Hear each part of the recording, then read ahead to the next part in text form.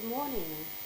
It's another beautiful day, and thank God it's Monday and also the last day in the month of June. Today is the 30th day in the month of June, and it happens to be the last day. And I want to welcome you all to a fresh start. On behalf of the board, management, and staff of Delta Broadcasting Service, we sincerely welcome you to today's broadcast of programs. And on behalf of the crew making up Monday's edition of Morning Ride, your top flight television program, we welcome you to our world of information, education, and entertainment. My name is Lilibet Ugochukwu. Thank you so much for being here with us. And so today is another beautiful Monday, and as usual, we're going to start with our national celebration. Yeah, today promises to be very interesting because our lineup today, they are so interested. And so after our national celebration, we shall be looking at trending issues, see what's going on around the globe and also your area. And after which, we'll be having our guest our papers. We'll be reviewing our papers today, and then our guest corner. All right, so let's start with our national celebration. Of course, we don't really have much today, but there is one very important one. Why? Because it's saying cleanliness is next to godliness. And so on that note, we're going to be celebrating the Clean Your Disposal Day. Clean Your Disposal Day. It says it's observed annually on June 30, encourages everyone to give their often overlooked garbage disposal some much needed attention. That's to say, do not give less attention to your garbage. Some of you garbage in and garbage in and garbage in, you don't garbage out. You don't take out your trash. You keep it inside. Sometimes you keep it in your kitchen, and you know if you keep garbage in your kitchen, it produces fly, those tiny flies, yeah? And if it's a wet garbage, you see the little tiny maggots coming out from underneath. So that's why it's very important to take off your garbage. Yeah? Take it off. Remember, in the Western world, they don't even keep their garbage in their kitchen. Immediately you're done cooking for that day, they take the garbage out and they trash it in the bin outside. And then the waste management goes there to take off their garbage.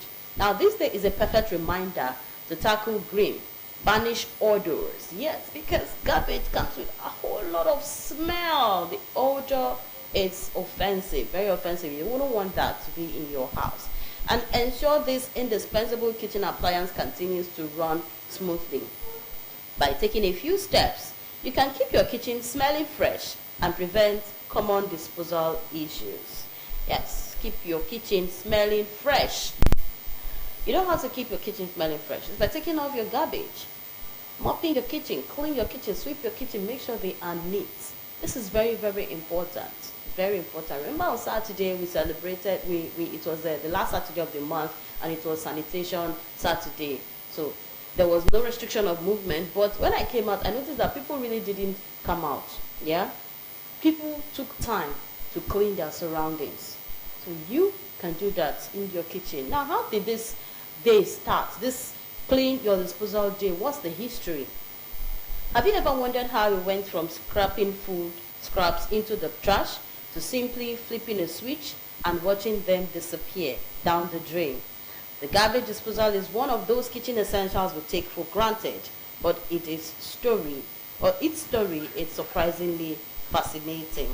Okay, we're not going to really go down that lane. All I want you to do is remember to take your trash out. Remember to take the garbage out. You don't need your kitchen smelling like a dead rat or a rotten fish. So let's keep our surroundings clean.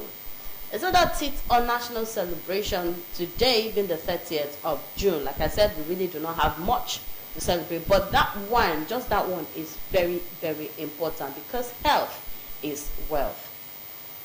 Now let's move to trending issues. Yes, a Borewo installation as grand patron of Ibori Golf Club. He was installed. That's the governor of Delta State, Right Honorable Sheriff Borewo, was installed as the grand patron of Ibori Golf Club. That's another feather to his hat, and we'll say congratulations to him. Golf is very good. It's one very good sport. One very very good sport that I like. It's you have to calculate, you know. So want to say congratulations to Governor Right Honorable Sheriff Buriwori. And then the next trending issue, the chairman of the Presidential Committee on Fiscal Policy and Tax Reforms, Taiwo Oyedele, said that under the new tax laws, Nigerian households earning 250,000 naira or less per month are classified as poor and exempt from paying taxes. He said that the objectives of the new laws, which will take effect from January 2026, were not intended to increase taxes, but to stimulate economic activity in the country and track tax evaders. Oyedele stated that the new laws would also protect businesses and ensure that the government doesn't tax poverty, adding that the new laws are efficiency-driven, growth-focused, and people-centric. Well, if that will actually come to play, then it would be good. But those persons earning below 250,000 naira per month, they are said to be poor. Yeah, if just look at it, well, I think I would really agree with Taiwo Oyedele. I would agree with him, because if you take 250,000 naira home in a month, you have your children's school fees to pay, you have the house rent to pay, you have daily bills to take care of. So how much are you going to map out, and how much are you going to keep for yourself? Now imagine you have a child in the university. We all know now that university rates, especially private universities, they are very, very high. Their fees are very high, even if you want to go to the government ones. What about textbook, handouts, transportation, housing allowance, feeding allowance, all these amount to a very expensive, very, very expensive to maintain. So with 250,000, you ask the person to pay tax. I don't get. How is the person going to pay tax? Of course, there will be tax evaders. For someone earning as low as that amount, there will be tax evaders. So if the government can actually waive tax, from those persons earning below 250,000, it would be a good one, at least to help Nigerians. All right, another is the political shift in APC. Dalori takes the helm as Ganduje steps down, signaling new leadership era.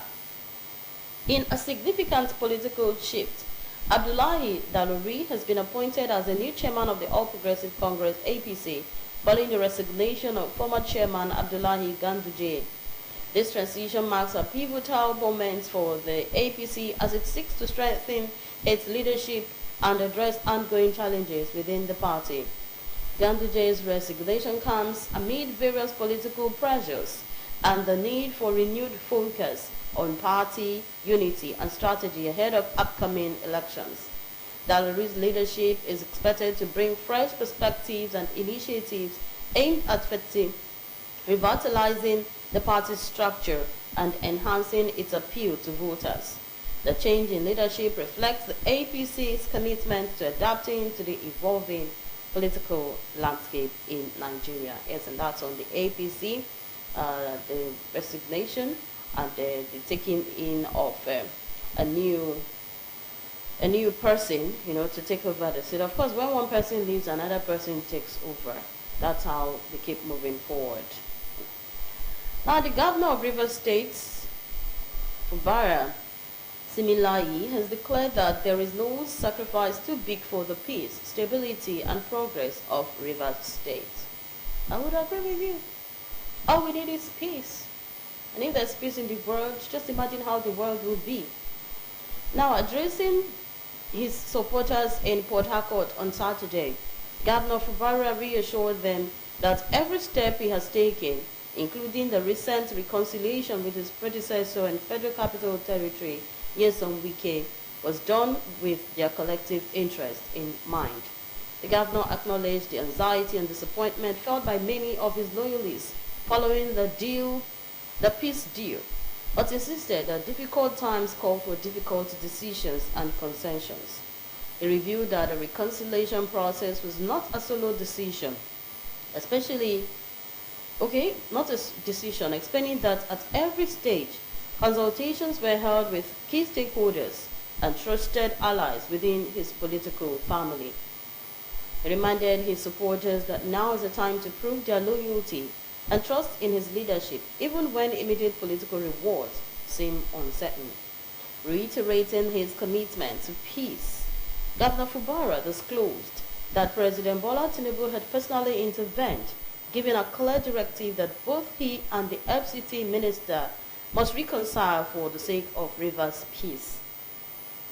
In a passionate appeal, the governor urged all who believe in his leadership and vision to embrace peace and allow the state to recover and take a leap to the next level. Of course, where will violence take us to? It will take us nowhere. Rather, it will destroy all that we have labored to build. All that we have labored to build. Now take Iran and Iraq, for example, Israel and Iraq, for example. It's going to take them a whole lot of years. It's going to take them years to rebuild all that have been destroyed. And now we don't want that in Nigeria. We don't want that in Rivers State. So I believe it is time for peace. It's time for collaboration. Both parties have to come together. Really, I don't know what they're even fighting for. I don't know what they're fighting for.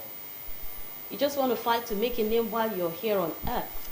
But when you're gone, you don't take that name to the great beyond. So we should actually stop the fight, stop the bickering, stop the hate, stop the backbiting, stop the killings, and let's embrace peace. It's not just for Rivers State, but every other state. We need to stop whatever it is that will bring down our states, bring down the future of our children, because all these things going on, it is our children that will be affected. So it is time to embrace peace, and peace must reign in Nigeria. All right, so that's it on our trending issues. We'll go on a very quick break and we'll return to the time for our next sport. Stay with us.